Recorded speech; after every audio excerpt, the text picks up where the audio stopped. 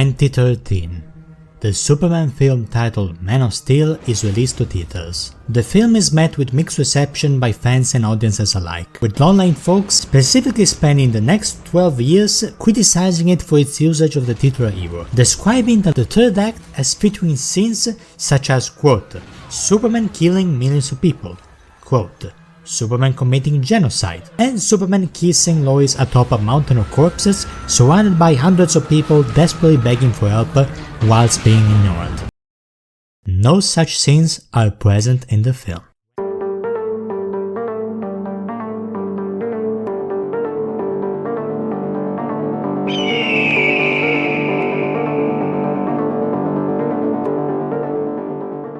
Hello everyone, Aqua Krypton here, and you probably know the drill by now. I love a series of movies that as a DC fan apparently you can either love or hate.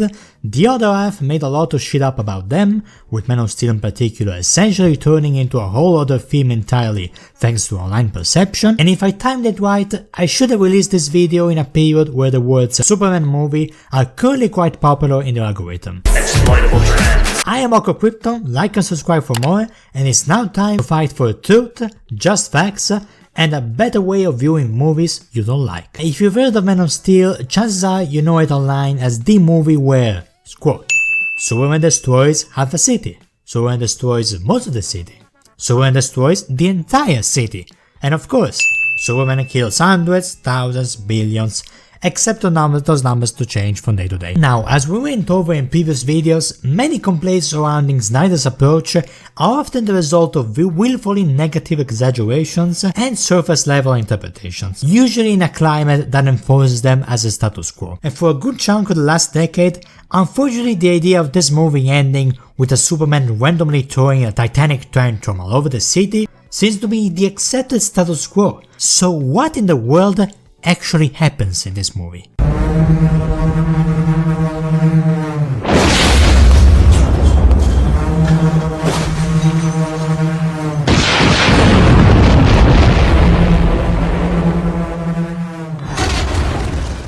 This is the World Engine, a gravitational weapon used by the main villain of the movie, General Zod, to change Earth's gravity to be more like Krypton, through the very scary method of dubstepping over everyone to death with gravitational pulses. And we do see it being activated in the very center of Metropolis, resulting in this crater. Basically, the old city was destroyed, right? Well, this is the epicenter, sure, but this is the crater compared to the entirety of Metropolis, a humongous city that takes over the entire horizon. By comparison, the crater is barely visible from the skyline. Even from within it, you see perfectly intact buildings all around. I personally think that many who saw this film are not used to the idea of visualizing cities this big, fictional or otherwise, which does explain part of the problem. Going by rough estimates, Metropolis seems to be 3 times the size of Manhattan, with the crater seemingly being as big as a football stadium give or take. Half a mile to be general. In a 32 square miles large city, that would make for 0.2% of Metropolis. A lot, but in the context of the city, it's honestly minimal damage, although it still resulted in thousands of casualties, 5,000 according to director Zack Snyer. Losses that were honored in the area known as Zero Spark, later seen in the sequel Batman v Superman. This is the total damage brought by Zod and his forces, the so-called half a city, most city, entire city that many insist was ruined by the end of the film.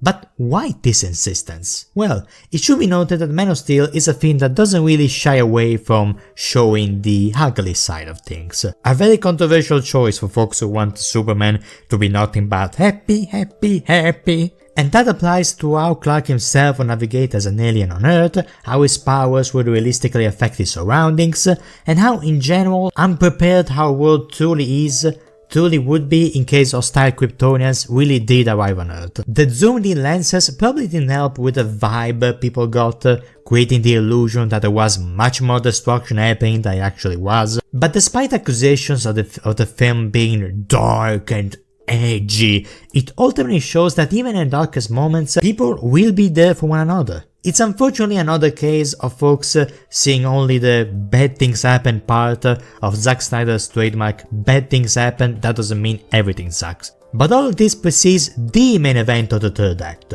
the fight between Superman and Zod, which by the end resulted in a devastating barely anything. Few broken windows, an office with no sign of life, an empty construction site, a satellite and a museum. One building falls and it's only the upper half, and it was sliced by Zod, the villain, not Superman. The infamous scene of, quote, Superman punching Zod through buildings never actually happens. In fact, the opposite in fact happens, and those buildings are still perfectly intact after. That sadly doesn't stop those insisting that every single building was full, that every single piece of debris hit someone, that every single shockwave affected someone, despite not even one of these notions being supported by the film itself. But due to confirmation bias, the actual contents of the material become irrelevant if one decides they don't support their narrative. A notion that is funnily enough embodied by Bruce Wayne himself in BVS. More on that later. In conclusion, the resulting destruction from Zod's attack is objectively very minimal compared to the city as a whole. There is no half city, most of the city, entire city. I would be surprised if this even counted as 1% of the city. The nature of the destruction is treated by many as if it was a bomb, explosion, or any man-made incident involving crumbling buildings, usually resulting in some pretty crass comparisons. The thing is, there is no real-life equivalent in our world to how the world engine affected its surroundings. It's your fault, your fault, your fault.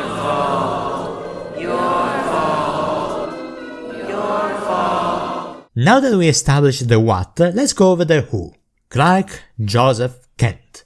Allegedly, not only is he responsible for all the aforementioned destruction, but he actively allowed it, if not helped it all happen, with non-existent care for collateral damage. Let's analyze how true that is. Clark gets hurled into a destroyed building, not his fault. He lands in what's established to be an empty office before that was retconned, as Zod develops heat vision with very little control over it. The building is sliced, but only half of it actually falls.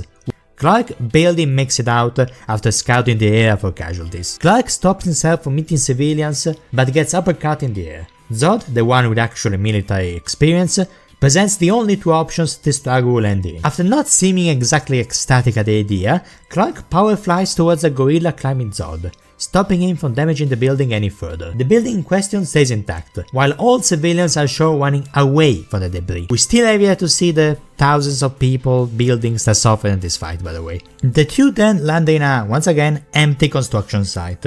Zod tries a swing better that Clark promptly denies with heat vision, which is not shown to have fully mastered either. Zod once again highlights the difference between their upbringings as far as violence is concerned, before de-tanking himself as he also manages to turn on creative mode, much to the horror of Clark, who now realizes he's dealing with an airborne danger, so he immediately tackles him. He tries hitting Zod above, not into, above the buildings, as the latter flies away and thus loses sight of the target. Clark having to chase Zod is him trying to contain any damage he may cause, but it also shows that he is not in the position of, quote, moving the fight away by leading Zod somewhere else. For the first time in the fight, Clark actually destroys a building's windows in its attempt to contain a now much more harder to contain Zod, but he manages to get out of that anyway. And notice the escalation, started with crawling, then lasers and now flying. Zod was getting more dangerous by the minute, and with that his threat level also rises, therefore so must Clark's attention. So there's very little he can do when his foe grabs him by the cape and throws him through 5 buildings. We are still at the 0.5 building from earlier. Clark is left in a daze, giving Zod the perfect window of opportunity to tackle him upwards. He tries to launch Zod into space, but he latches onto one of the 6 Wayne satellites. Instead of dodging, Clark tries to catch it, but Zod power flies through it as the hero tries to get a hold of him. Many read this scene as Clark driving Zod back into the city, as if, the filmmakers thought Zod would like a tour or something, but what is actually happening is Clark trying to keep his hold on Zod as the latter wildly thrashes around, this being the much better option than Zod being the one to dive bomb it. The two land in a station, not museum, as Zod makes true to his promise, forcing Clark's hand once and for all. The reason why is not a plot hole that, quote, Clark worries about these people despite the hundreds, billions, trillions that he just killed, is because the latter never happened. What this scene is ultimately about is a chaotic, fast-paced fight between an experienced pacifist and a warrior on a rising threat level, the former ending up overwhelmed more often than not and taking way more than it gives to the former. There are instances of him trying to contain damage, most of it happening in already empty and or evacuated areas anyway, but there is no punching Zod through buildings, no killing hundreds, thousands of billions nonsense. Nor is Clark ever in any semblance of control to move the fight elsewhere. Clark is consistently described as, quote, allowing, letting and not caring about collateral damage. I find the first two terms particularly grating because it implies he's in a position of power control over the situation in which he established it was not the case. I'm gonna now leave some text bubbles that address various mini criticisms, feel free to pause.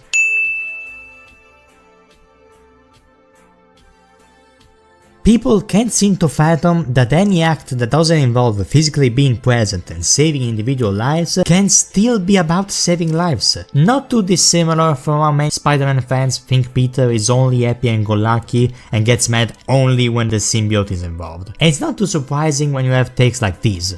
Superman fights Kryptonian soldiers to save people, to protect them, as the film shows and tells you to be his intent. But according to Cameron over here, he's actually destroying his childhood home for kicks. Ignore how the image shown is literally Clark fighting Kryptonians while being shot at. It's taken as a given that, quote, Superman being violent and Superman using his powers for good cannot be coexisting ideas. Plus, look at the subtle emotional manipulation of clarifying Smallville as his childhood home, as if the evil, dastardly Clark committed the great betrayal of not getting to choose the ballroom for this dance. According to many, there is a scene of Clark, quote, making out with Lois on top of corpses while people underneath the rubble beg for help. And to that I say, Jesus Christ, y'all, are you sure Zack Snyder is the edgelord? The scene they're referring to is nowhere near the Ultimate Marvel / The Boys hybrid they described. Firstly, they don't just randomly kiss on a chosen spot. It happens right after they were both nearly swallowed by a black hole singularity, after a whole day full of stress, trauma and close calls. Thinking that they finally managed to send evil Kryptonians back into the Phantom Zone, saving everyone, I don't deem it wild to say that there would be a massive cathartic release between the two for thinking that it was all over. It wasn't, but they didn't know that. Regarding the whole kissing in the middle of a warzone thingy, no. This is kissing in the middle of a warzone, while people are dying. In this situation, the Black Zero gravitational pulse pummeled everything in its radius to dust. There are no survivors here, no hundreds, no thousands, no billions, no one screaming for help, no logical reason to think that something this Clark would ignore after a whole movie of never ignoring anyone he saw needing help. People point towards this scene in BVS, which did show survivors from an event that takes place after the kiss, in another area. To create imaginary victims for Clark to ignore, also to make him look bad, honestly borders on J. Jonah Jameson levels of comical hatred. Now, are Clark and Lois being disrespectful by having a moment here? Again, not really. It's honestly not different from how the typical action movie ends, except that destruction isn't conveniently covered or sugar-coated, or ignored. The alternate event that killed thousands is there, but what is also there is two people who heroically managed to save the entire race from destruction. People have this obsession that Superman's character is so devoted to helping others that every second of him not thinking that must be a betrayal of the character and everything he stands for. Essentially screaming for a saving people bot instead of a person. Clark and Lois should be allowed to be happy and grateful they survived, even if some around them didn't. You can be grateful you survived and sad others didn't.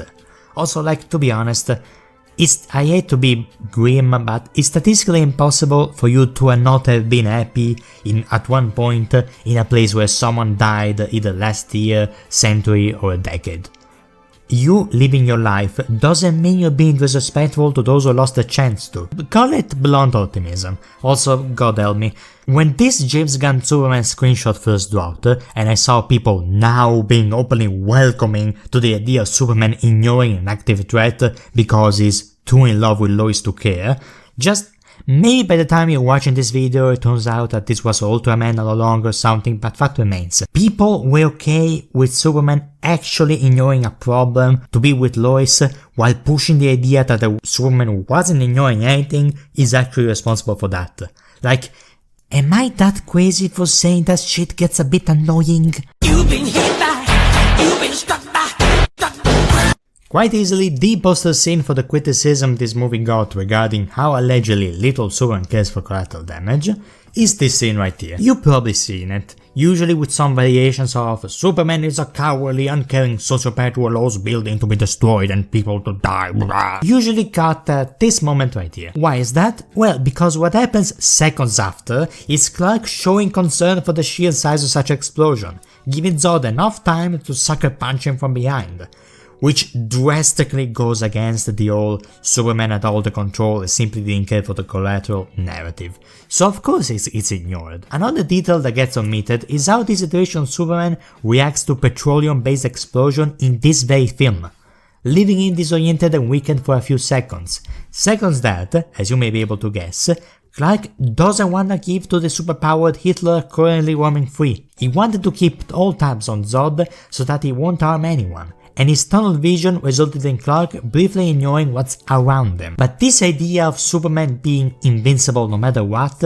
just eclipses over everything with these people. It's always, it should be this, should be that, and very little care for what the story is. It's not a matter of him not wanting to get blown up because he's a coward who doesn't want to take hits to save people. It's the simple fact that him getting knocked out, giving Zod enough time to hurt him or worse others, would put anyone in danger. To put it simply, Clark gets KO'd, humanity is at a greater risk to get ZO'd. However, when you divorce this clip from context in a greater story, as if films were bits and pieces you can touch and detach like Lego, it's indeed Clark dodging a truck for seemingly no reason. And thus people are free to say that this building was secretly full of people, meaning that Clark killed everyone inside. Guys, this is a fucking parking lot. The only thing that wound up getting hurt are empty cars, and the movie gives you no reason to think otherwise. Like, this is that Zack Snyder. I don't think he would shy away from showing this as a kindergarten or a restaurant if you want to convey people inside. And then there's the old style of a substance crowd, which somehow went a step further beyond and insisted that Superman dodged the truck only to get cool guys don't look at explosions shot. Again, as confirmed by storyboarder Jay Oliva, this was actually done for the fight choreography of having empty cars fall on Clark and Zod as they fight. Besides the mechanics of it all, the scene also offers us the very first look at just how destructive and dangerous Zod can get and how inexperienced Clark still is when it comes to city fights, almost as if he spent 3 decades without throwing a punch. Ooh. Like all good action scenes, we are given character work through the action. This is not style over substance, this is substance through style. But unfortunately, Zack Snyder haters need to see him and his fans as meathead seals that just wanna blindly clap at macho violence.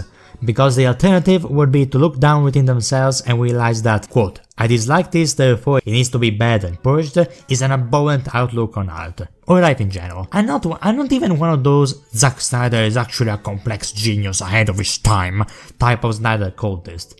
But if you need to fabricate this idea of him being a dumb jock who just blindly clashes action figure together without any thought of reason rather than actually assessing the film, chances are you're trying to pull a Chad vs Soyjak meme. This Reddit comment as someone being like, I don't care, Superman will take as many hits as he can if it means more people will survive, and like, hey, chuckle fucker, breaking news, if Clark allows Zod to kill him, that means every single innocent person dies here. You don't even have to wait for the sequel to see Clark learn from this. In the same fight, when they go to space, Zod throws a satellite at Superman, and rather than fly around it to dodge, Superman flies towards it to catch it, indicating that yes, he did realize his earlier mistake with the old tanker and is immediately doing better. Again, it simply doesn't work to call the third act, quote, destruction porn, when we see people being affected by the wound engine, the powerlessness that is the chaos, the hope within the desperation, the lack of control even by the only one able to help. Porn is about pleasure and spectacle. The average blockbusters offer actual destruction porn than the one movie who's actually to bother to portray that as destructive.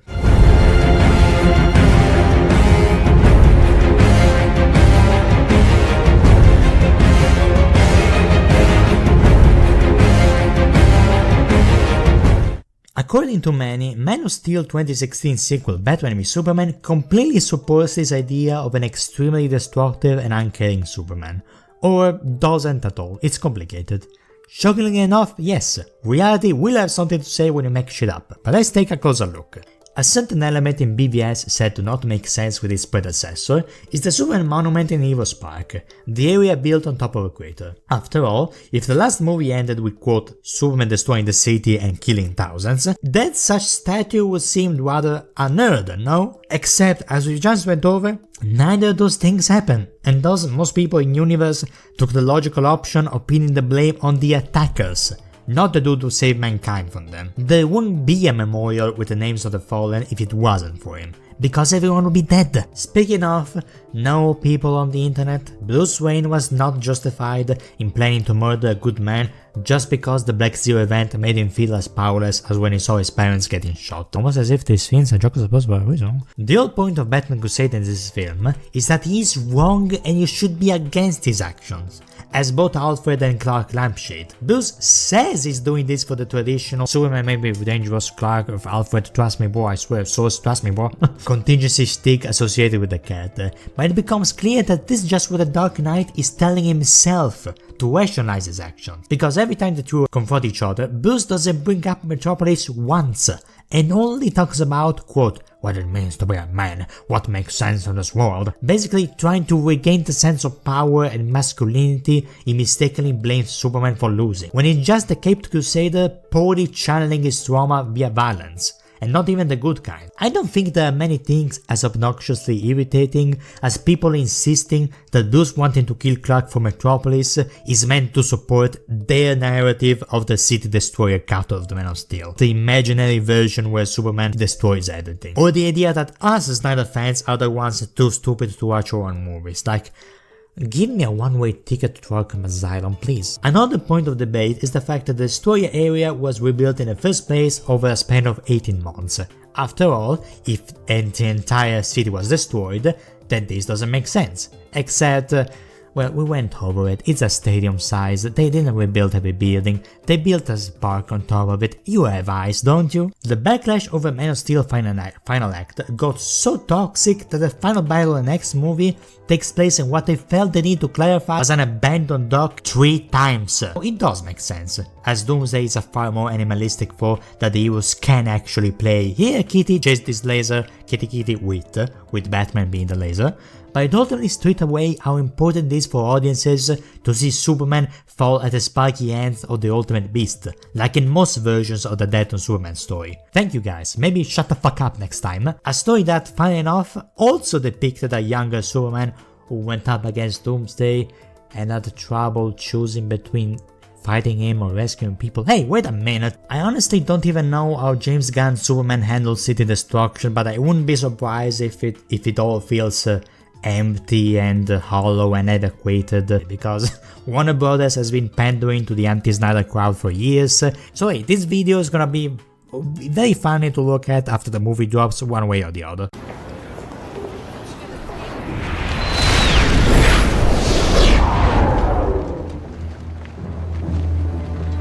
General, haven't you ever heard of freedom of the press? The real Superman would have moved the fight somewhere empty, many say, despite the fact that Superman taking part of city fights across comic books and cartoons is not wild nor a rare occurrence. Guys, it's a Tuesday. I'll take your word for it.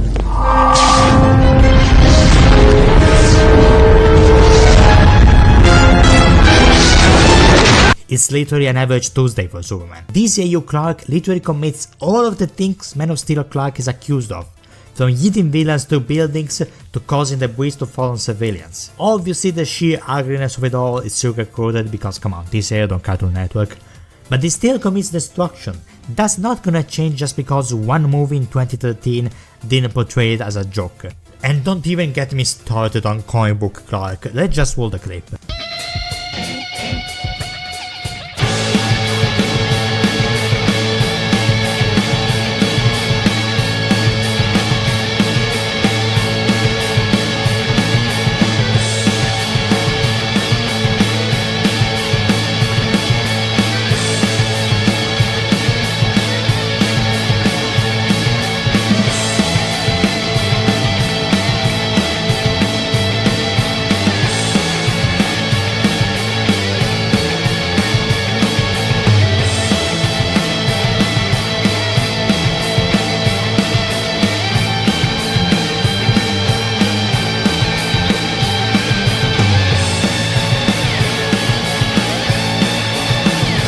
Apparently this whole quote, "the real Superman would have let the Kryptonians away" thingy comes for the other live-action Superman film that had Zod as main villain, Superman 2. Surprise surprise, this doesn't actually happen either. What is up with Superman vs Zod movies creating Mandela effects? In that movie, Superman fights Kryptonians in the middle of Metropolis for 10 minutes before the latter start to actually target civilians directly, despite them being at risk the whole time. This, by the way, started because Superman wanted to have a chat outside. When he actually has a chance to fly off while they are chasing him, after being kicked into the Statue of Liberty, he instead turns around and chases them back further into the city, because he's more concerned with fighting them than he is minimizing the damage. He indeed saves people from some debris, but that's because, unlike Man of Steel, there are people who really need to be saved. In Man of Steel, they are running away.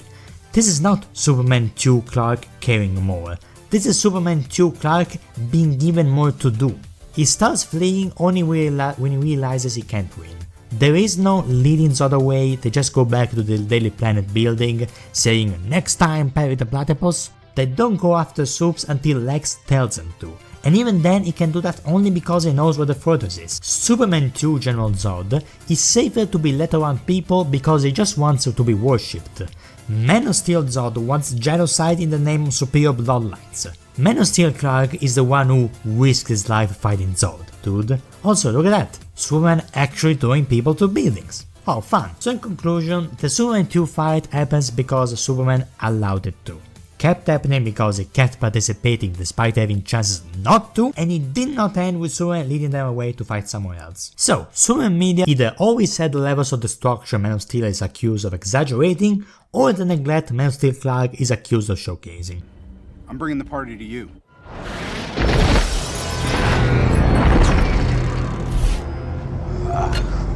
I don't see how that's a party.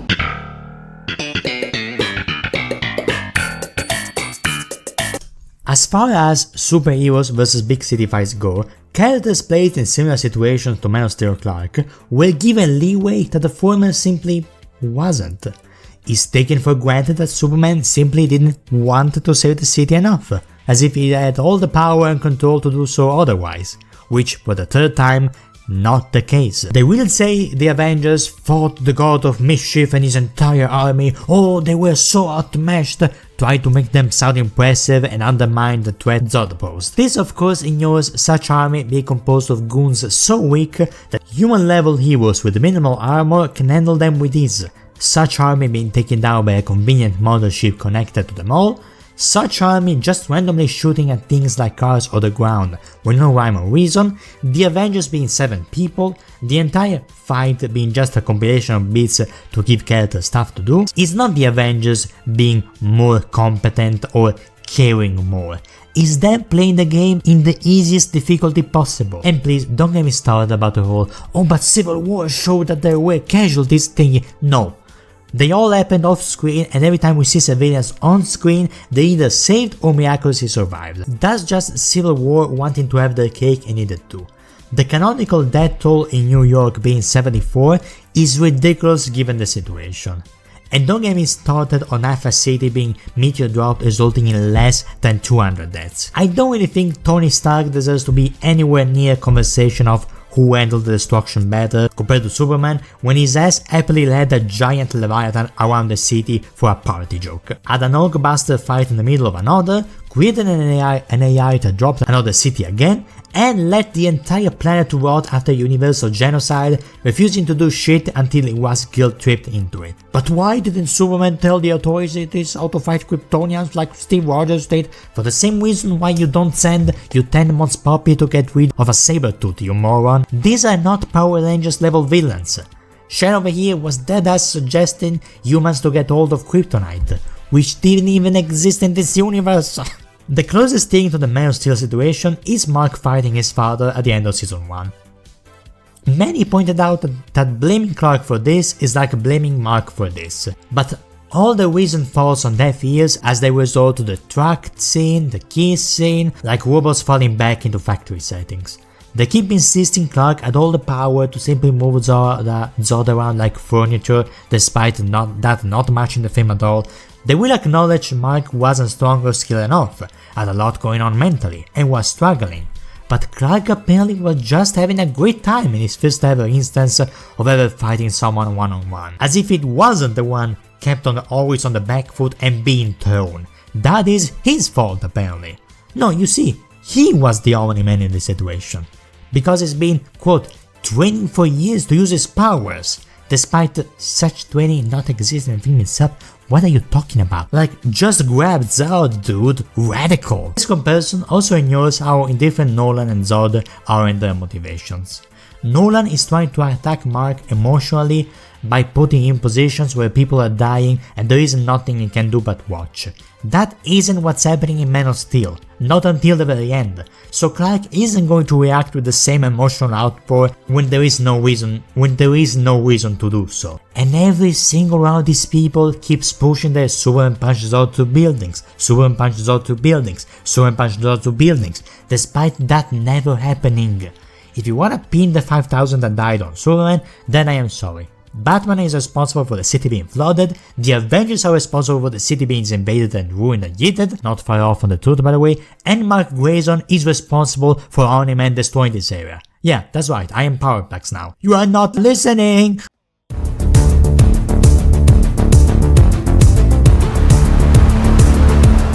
This might sound extremely random, but take this scene from Steven Universe Future. Steven is knocked into a tree by Jasper, making some birds fall down for him to rescue. But they are here because they're written to be here. It all could have continued without the birds existing and directly cut to Jasper arriving instead of slowing down for some reason. If they did cut the scene for the birds, it wouldn't be Steven doesn't care about the birds. It would be no birds were written in need to be rescued. Back to Clark and Zod. In Man of Steel, all civilians are objectively shown to run away from the fight, if not absent entirely. If no one was written to be in danger or need to be helped, then Clark isn't not saving anyone, because there isn't no one to save, period. Now, let me be clear, when people say they wanted to see, quote, Superman saving people more, I know they mean stuff like the scene in 2018 Death of Superman adaptation. The action stops, Superman saves a person, they have a cute moment together, the action resumes. Obviously, these scenes are harmless, they're cute, they're nice. For such scenes to exist, you need someone to be written into being in danger, then something that stops the action for such moments to happen. If all civilians in Man of Steel are shown to be either absent from the fight or running away from it, I'm sorry, that is not the same as someone being put in danger and Clark ignoring them, let alone insisting that Clark, quote, didn't care enough to do it, and let alone coming up with a good excuse on why the man who just swore genocide would allow this to happen. That would be the bad writing this film is so insistently accused of having. You know how storytellers like Snyder are often accused of, quote, having edgy stuff for the sake of edginess, cheap ways to spark emotion, like say, jumpscares? I've always wondered, why aren't moments that are, quote, wholesome for the sake of being wholesome not criticized as much?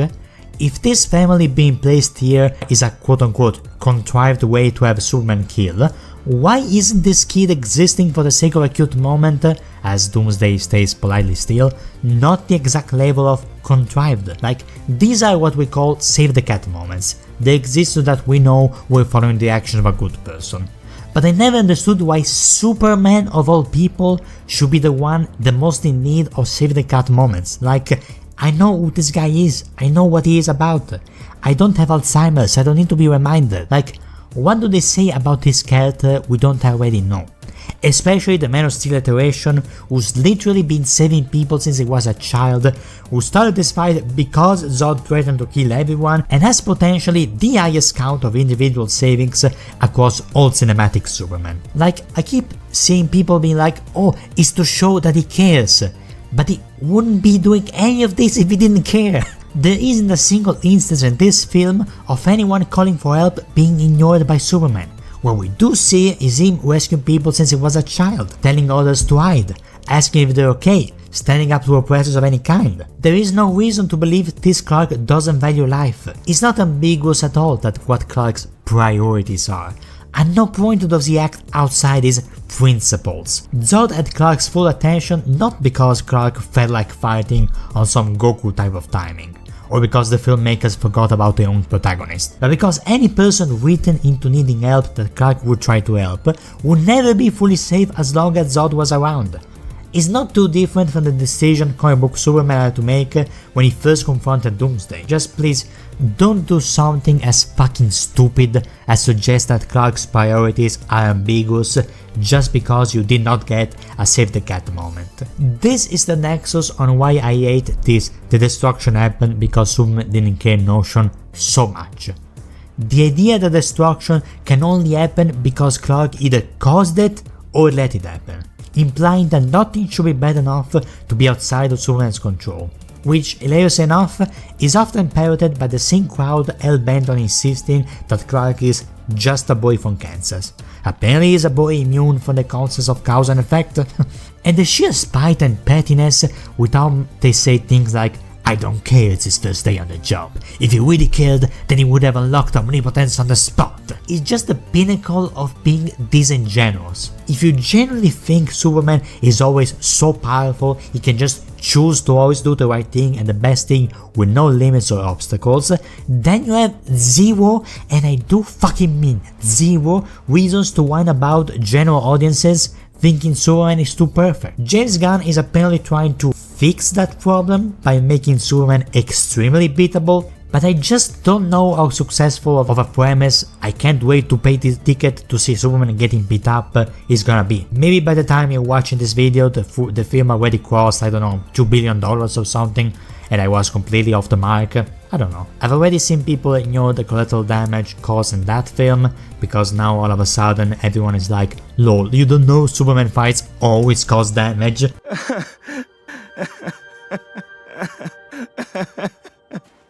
You also had this clip of Superman and Lois floating around, where Superman conveniently is always lucky enough to keep landing in areas devoid of people. But since we had a postcard moment where Superman dramatically looks at the crowd saying, "No, not in front of them," then people got caught up in the idea that the destruction is avoided because he wants to, rather than the scene being contrived enough for reality to match his intent. You can prefer this approach to Superman if you want, but to me this is something on the same level as Batman pulling this extremely dangerous stunt on Penguin is fine because he says he doesn't kill, as if these characters managed to dictate how reality and the human body works based on how much they want it or not. He doesn't even try to move the guy away from the city either, just the onlooking crowd, which is never an issue for Man of Steel Clark because again, people were running away. After Man of Steel, pretty much every single DCU installment at the final fight take place in empty areas, from how obnoxiously toxic and negative the anti-Snyder crowd got. Either that, or you got stuff like Shazam 2 or Blue Beetle, where the destruction is prevalent for the style of substance reasons Snyder was accused of doing, and no one said a thing. Joss Whedon's Justice League had a scene where Joss Whedon's Superman dramatically looks at a distance and says, "Civilians," which, much like everything in that movie, existed solely to satisfy the anti-Snyder crowd. What a smash hit decision that was! This fight took place in Chernobyl, so they had to forcefully insert people for Superman to say in the most contrived way possible. I don't wanna sound paranoid, but the aggressive reception Man still got gave me a slight vibe that the whole "but the people" artificial thing bled into other franchises too. Then again, we have the new Superman movie, which may or may not already be released by the time you're watching this video. I don't know how the movie will handle destruction, I just know that in marketing alone I've seen more buildings crumble than in the entirety of the Superman and Zod fight. And I just know that no one will blink an eye because it's okay, because Superman isn't perfect will now suddenly an accepted explanation. Convenient. I'm Uncle Quitton, doing lots of water, I'll do the same because my throat is fucking dying. I hope I made your day slightly more hydrated. Hello Amanda, I want to play a game.